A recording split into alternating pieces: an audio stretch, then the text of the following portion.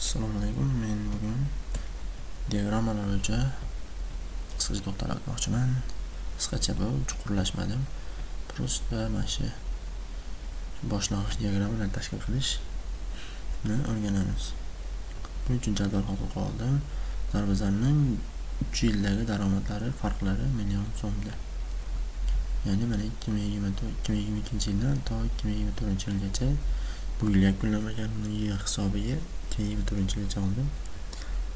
Hop, oy boshidan, ya'ni yanvardan dekabrga qadar bo'lgan muddat davomida uning daromadlari, ya'ni sof qolgan daromadlari misol uchun aks etgan jadval. Bu jadvalda million so'mda aks ettirilgan, misol uchun yoki million dollar so'mda qancha desak, farqi yo'q. Hop, jadval hozir qoldim. Hop, shu holatda belgilaymiz jadvalni to'liq qilib va insert bo'limiga o'tamiz. Bu yerda recommended charts bo'limi bor. Recommended charts bo'limida bu o'sha diagrammalarning turli xil ko'rinishlarini chiqarib beradi. Mana bu ko'rinishda diagrammalar shamchalar ko'rinishidagi yoki bo'lmasam chiziqchalar ko'rinishidagi diagrammalar, har xil chiziqlar ko'rinishidagi all charts desak, bu yerda mana chiziq ko'rinishida, chiziqlar ko'rinishida yoki yumaloq ko'rinishda, xarita ko'rinishida va shunga o'xshash turli xil diagramma turlari mavjud. Mana har xil ko'rinishda turlari mavjud. Biz qulayroq bo'lish uchun bunga o'tamiz. Chiziqlar mana yumaloq ko'rinishda, diagrammalar turi bar ko'rinishda, mana ya'ni qo'yra ko'rinishida va har xil tochka nuqtalar ko'rinishida, xarita ko'rinishida, shu ko'rinishda mana shamchalar ko'rinishida diagramma turlari mavjud. Biz tushunarliroq bo'lish uchun bu ko'rinishni tanlaymiz. Mana tanlaganimizda o'zi avtomatik diagramma turlarini ajratib beradi.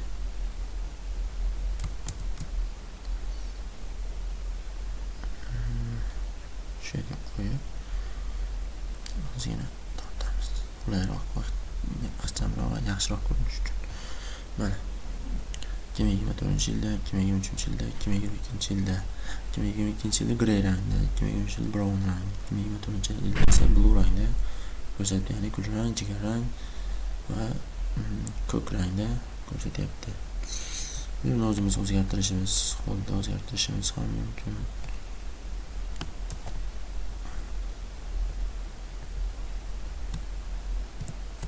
Mana tushunarliroq bo'lish uchun o'zgartirishimiz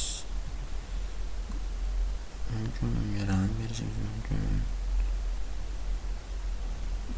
Qora rang qo'yishim.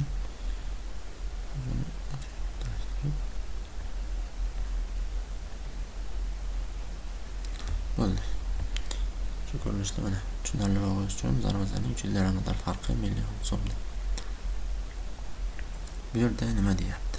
Bu yerda o'sish suratini ko'rsatib beryapti. Ya'ni yanvarda mana 2023 ko'k rangda berilgan. Shu darajada o'sgan. Yanvarda 4 million mana yozib chiqaryapti. Aytgancha buni bosib o'tgandan so'ng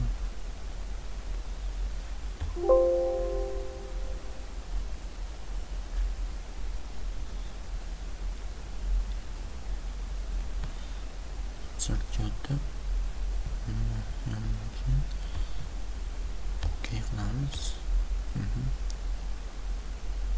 Shu yerdan ko'rishimiz mumkin. O'z olib borganimizda mana qiymat 4 million deb ko'rsatyapti.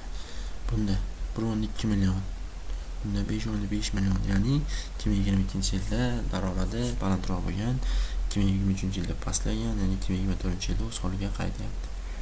Bu yerda esa bu yilning daromadi balandroq, keyingi yilniki pastroq, undan keyingi yilniki esa pastroq. Buni ko'rishimiz mumkin. Yildan yilga daromadlar o'syapti yoki kamayapti. Suratini qulay ko'rinishda tushunarliroq tarzda ko'rib o'rganishimiz mumkin. Hozircha shundan iborat. Qisqacha hali murakkabroq diagrammalar bilan ishlashni ham ko'rib chiqamiz. ko'rganliklaringiz uchun rahmat. Sog' va salomat bo'linglar.